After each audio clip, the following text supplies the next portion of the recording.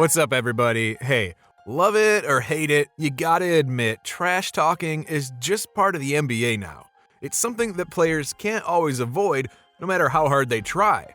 However, seeking out that confrontation usually doesn't end all that well. So, in today's video, we're going to be covering 10 times that NBA players trash talked their opponents and paid the price for it.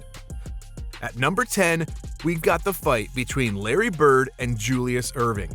The two were trash talking the entire game before they randomly broke out into a huge fight. One image shows the two players with hands around the other's necks, a picture that became an instant classic in the NBA community. The funny part about this trash talk is that Bird dropped 42 points that game, while Irving only mustered up 6. Irving tried to fight him to establish some type of morale back, but got himself even more embarrassed at the end of it. It makes it a whole lot worse when you hear that Bird actually told Dr. J to retire in the middle of the game. At number 9, it's Stevenson coming after LeBron James. During the playoff series between the Indiana Pacers and the Miami Heat, Stevenson claimed that LeBron was showing weakness on the court because he started to trash talk on his new team. Lance said that it was a weak move because he never used to trash talk while on the Cleveland Cavaliers.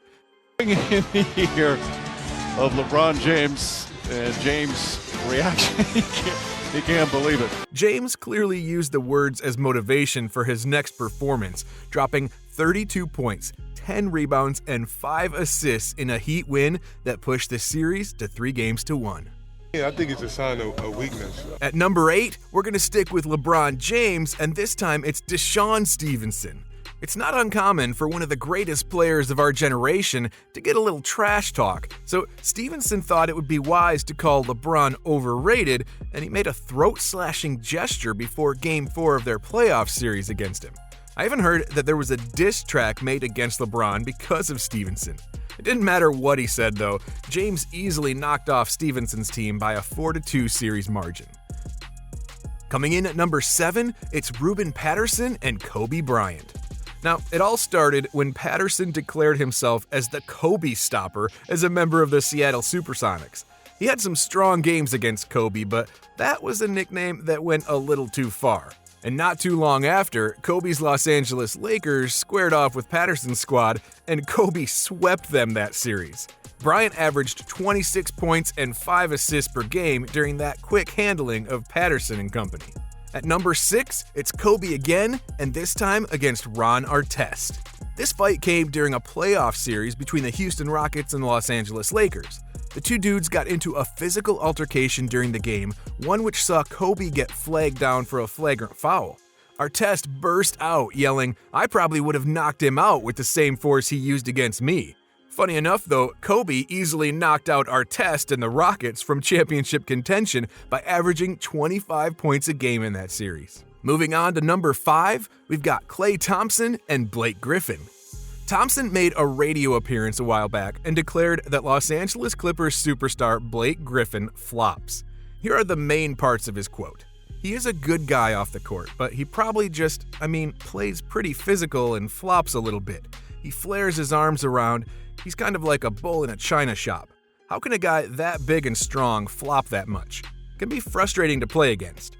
Now, that was just the condensed version, but it was enough to motivate Blake to end up averaging 23 points per game against the Golden State Warriors and help knock them out of the playoffs that year. At number 4, it's Paul Pierce and LeBron James again. Pierce was never one to back down from an opponent, but sometimes that cost him. When he was on the Brooklyn Nets, the team was against the Miami Heat in a playoff series.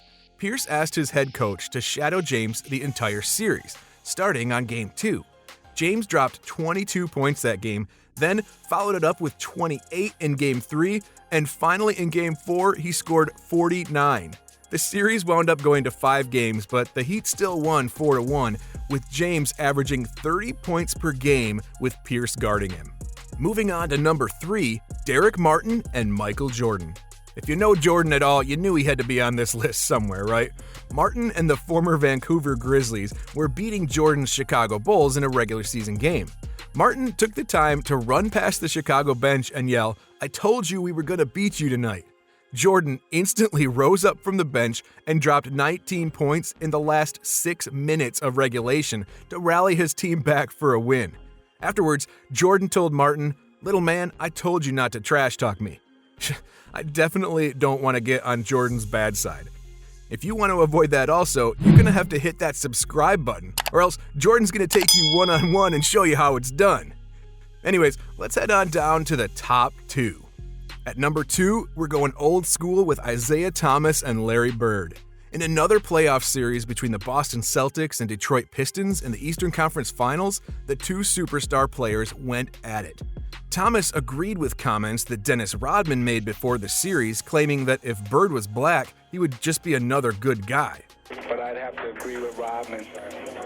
If he was black, he'd be just another good guy. Bird was not a fan of those comments and pushed his team to victory in the series and forced Thomas and Rodman to watch the NBA Finals from the comfort of their own couch. Alright guys, we made it to number 1, and it's Kevin Garnett and Carmelo Anthony. Garnett was always known for his trash talking, but this one went too far. Kevin, in the middle of a game, told Anthony that his wife tastes like Honey Nut Cheerios. Whew. The two instantly exchanged words and got a little physical during the game. It was so bad that Anthony waited by the Celtics locker room and team bus in order to confront Garnett for those words. Carmelo would have the last laugh though, as his New York Knicks eliminated the Celtics from the playoffs following a 4-2 series win. And that elimination also saw Garnett and Pierce traded to the Nets in the offseason. Alright, that one does it for this video on the top 10 times NBA players messed with the wrong guy. If you enjoyed this video, be sure to check out the top 10 unbelievable actions caught on TV. Or you could watch the video on the right that YouTube picked out for you instead, but you've got to pick one of them.